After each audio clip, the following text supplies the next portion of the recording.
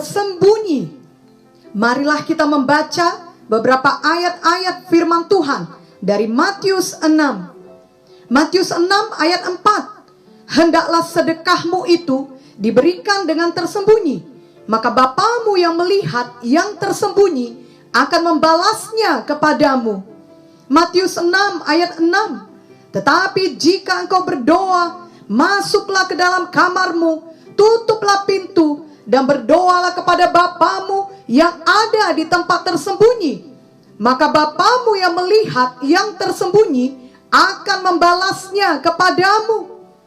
Matius 6 ayat 17 sampai 18. Tetapi apabila engkau berpuasa, minyakilah kepalamu dan cucilah mukamu, supaya jangan dilihat oleh orang bahwa engkau sedang berpuasa, melainkan hanya oleh Bapamu yang ada di tempat tersembunyi. Maka Bapamu yang melihat yang tersembunyi akan membalasnya kepadamu. Dari ayat-ayat di atas kita diingatkan untuk melakukan perbuatan baik, bukan agar dilihat oleh orang lain, melainkan melakukannya hanya untuk Tuhan Yesus saja. Berulang kali dituliskan agar kita melakukannya dengan tersembunyi. Bapa di sorga selalu melihat yang tersembunyi. Tuhan tahu segalanya, dan Tuhan tahu isi hati kita yang sebenarnya. Ia tahu motif hati kita. Prinsip ini sangat berkebalikan dengan semua yang terjadi pada masa sekarang ini, di mana kelihatannya setiap orang yang melakukan kebaikan selalu memastikan agar kebaikannya itu diketahui oleh orang lain dan ia semakin dikenal. Ada sebuah kisah mengenai seorang anak laki-laki yang memiliki seorang kakek yang lumpuh dan mempunyai banyak bekas luka bakar di tubuh dan mukanya.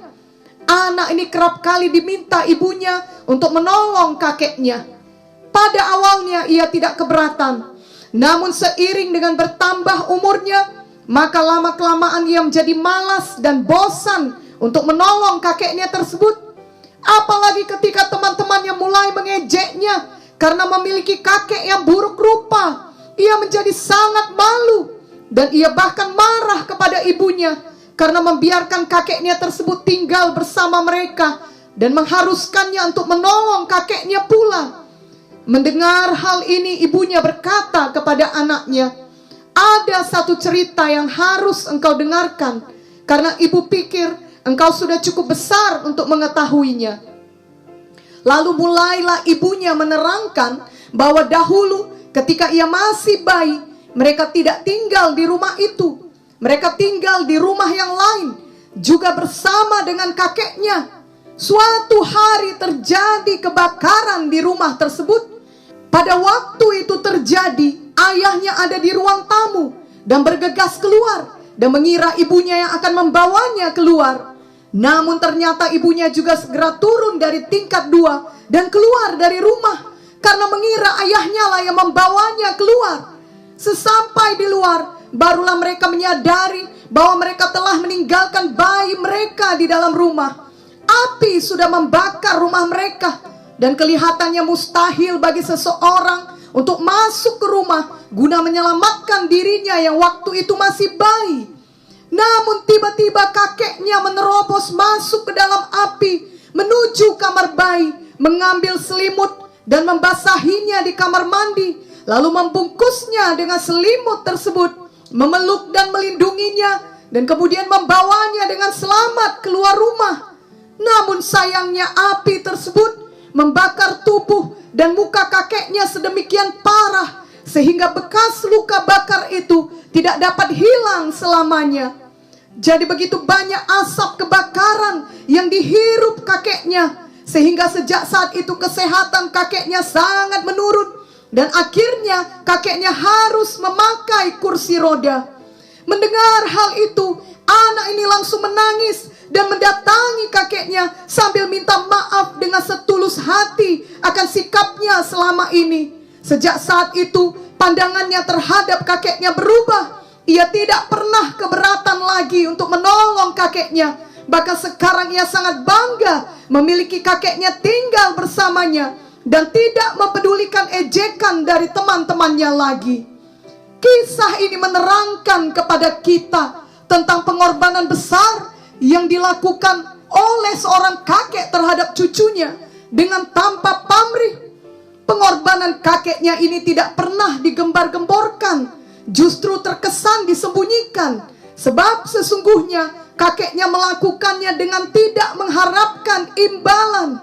Syukurlah ketika akhirnya anak ini mengetahui cerita pengorbanan yang tersembunyi itu. Ia mau berubah, ia tahu berterima kasih dan tahu menghargai pengorbanan yang diberikan untuknya.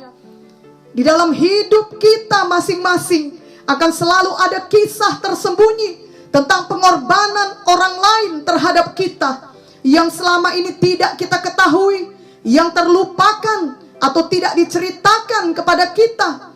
Mungkin suatu saat di masa depan kita akan mengetahuinya. Mungkin juga kita tidak akan pernah mengetahuinya selama hidup di dunia ini. Dan kita sendiri pun mungkin pernah berkorban bagi orang lain dan tidak disadari oleh orang tersebut. Namun biarlah firman Tuhan di dalam Kolose 3 ayat 23 sampai 24 meneguhkan kita, yakni apapun juga yang kamu perbuat, perbuatlah dengan segenap hatimu seperti untuk Tuhan dan bukan untuk manusia. Kamu tahu bahwa dari Tuhanlah kamu akan menerima bagian yang ditentukan bagimu sebagai upah. Kristus adalah Tuhan dan kamu hambanya. Jadi memang ketika kita berkorban, mari lakukan untuk Tuhan, jangan untuk manusia. Sehingga walaupun korban kita itu tersembunyi atau tidak diketahui oleh orang tersebut, tidak dihargai dan tidak dibalas olehnya, kita tetap teguh. Kita melakukannya untuk Tuhan. Kita tidak mau menyerah. Kita tidak akan berhenti berkorban. Kita percaya bahwa Tuhan melihat yang tersembunyi, dan dari Tuhanlah datang upah yang sejati atau balasan yang sejati. Marilah kita membaca Markus 12 ayat 41 sampai 44. Pada suatu kali Yesus duduk menghadapi peti persembahan dan memperhatikan bagaimana orang banyak memasukkan uang ke dalam peti itu. Banyak orang kaya memberi jumlah yang besar. Lalu datanglah seorang janda yang miskin, dan ia memasukkan 2 peser, yaitu 1 duit. Maka dipanggilnya murid-muridnya dan berkata kepada mereka, Aku berkata kepadamu, sesungguhnya janda miskin ini memberi lebih banyak daripada semua orang yang memasukkan uang ke dalam peti persembahan. Sebab mereka semua memberi dari kelimpahannya, tetapi janda ini memberi dari kekurangannya, semua yang ada padanya, yaitu seluruh nafkahnya. Dari ayat di atas kita mengetahui bahwa ada banyak orang yang memberikan persembahan dengan jumlah lebih besar dari yang diberikan oleh janda itu. Namun Tuhan mengatakan ia memberikan lebih banyak dibandingkan orang lain. Padahal jelas bahwa jumlah 2 peser yang diberikannya tidaklah besar jumlahnya. Namun pengorbanannya memberikan 2 peser itu dilihat dan dinilai Tuhan lebih besar, karena ia memberi dari kekurangannya. Marilah kita meneladani hal ini. Kita suka berkorban, walaupun kita sendiri masih mengalami kekurangan atau mengalami persoalan. Kita tetap menolong orang lain, walau kita sendiri masih memiliki masalah. Kita rela membawa sukacita kepada kehidupan orang lain, walaupun kita sendiri masih membutuhkan penghiburan. Itulah pengorbanan yang dilakukan dengan tersembunyi. Semua taburan tersebut tidak pernah dilupakan Tuhan, dan pasti kelak akan mendapat tuaian dari Tuhan. Amin.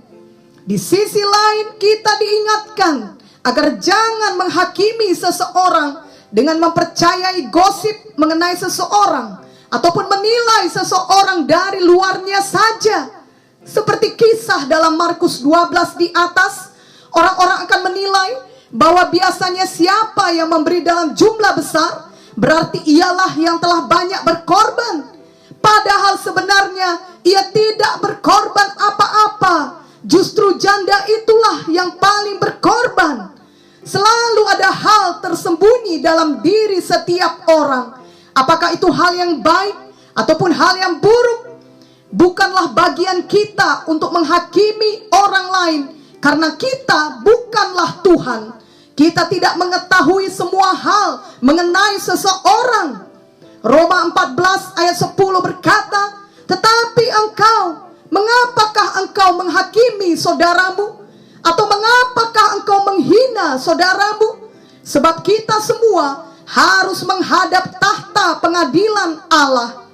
Dan 1 Korintus 4 ayat 5 berkata, karena itu janganlah menghakimi sebelum waktunya, yaitu sebelum Tuhan datang. Ia akan menerangi juga apa yang tersembunyi dalam kegelapan, dan ia akan memperlihatkan apa yang direncanakan di dalam hati. Maka tiap-tiap orang akan menerima pujian dari Allah. Bila kita menghakimi seseorang, kita dapat memberikan penilaian yang salah. Sama seperti kisah anak di atas. Ia tidak tahu kebenaran yang sesungguhnya tentang kakeknya yang sudah berkorban bagi dia. Ia salah menilai kakeknya, dan ia memperlakukan kakeknya dengan salah pula.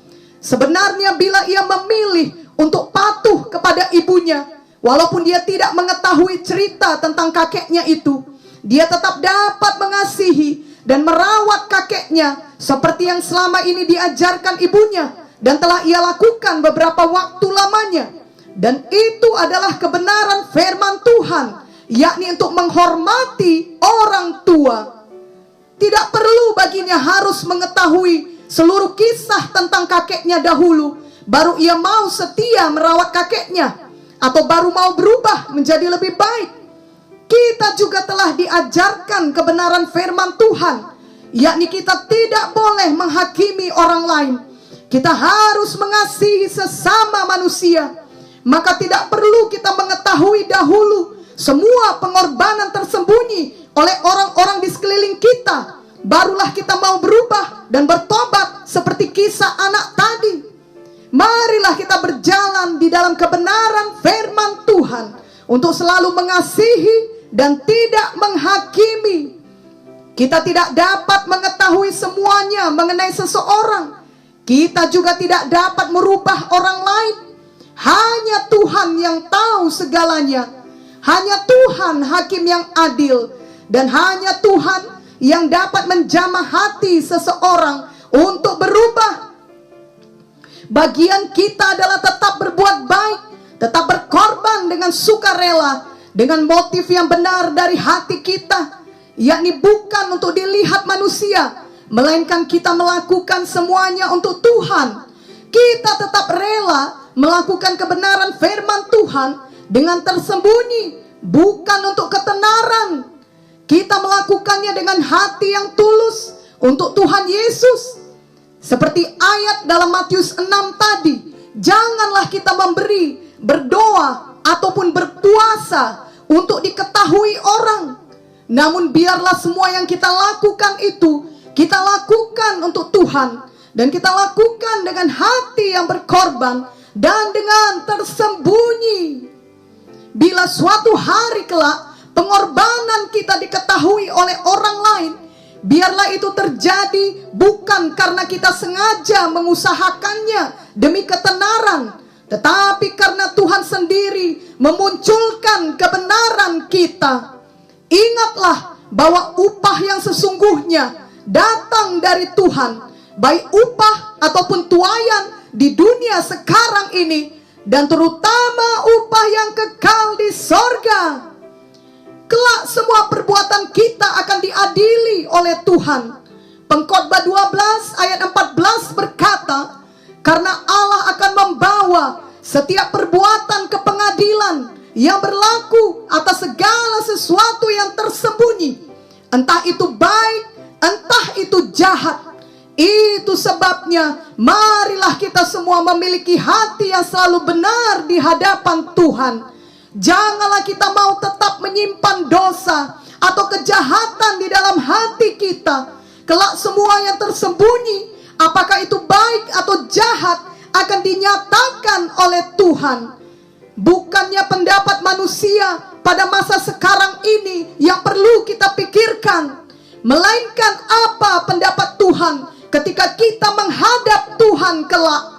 Lukas 12 ayat 2 berkata, tidak ada sesuatu pun yang tertutup yang tidak akan dibuka, dan tidak ada sesuatu pun yang tersembunyi yang tidak akan diketahui.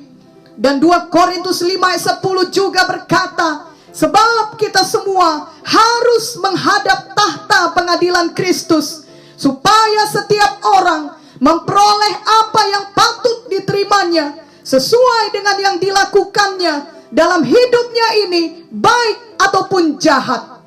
Biarlah kita selalu hidup dengan hati nurani yang benar, sehingga kelak kita bersuka cita ketika tiba saatnya Tuhan menyatakan apa yang tersembunyi selama ini yang tidak diketahui oleh orang.